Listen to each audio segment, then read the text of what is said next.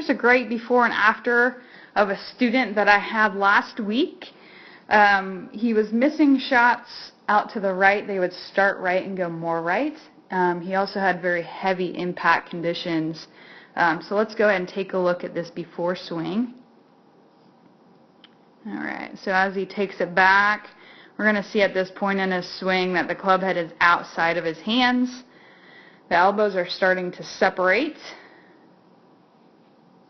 Okay. And at the top of the swing, I prefer to see the club face a little bit more than what we do here. The club face is, if anything, slightly to the left of the shaft. I would prefer to see that club head more to the right.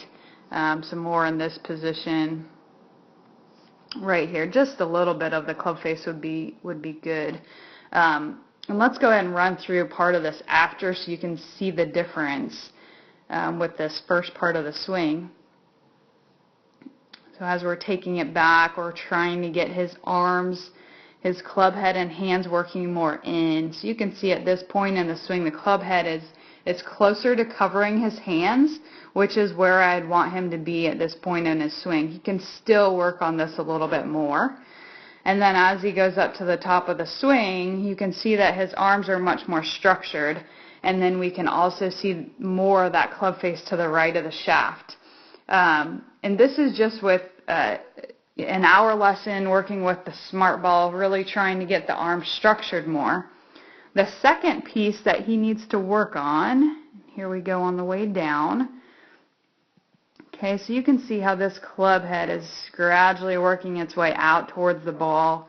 And it's just outside of his hands at this point, which is going to be a heavy impact condition, and it does cause him to have a chicken wing. So you can see how heavy this impact is. And then the head stays down forever with that big chicken wing coming out. So, you know, the head is staying down too long isn't allowing his body to extend through a shot.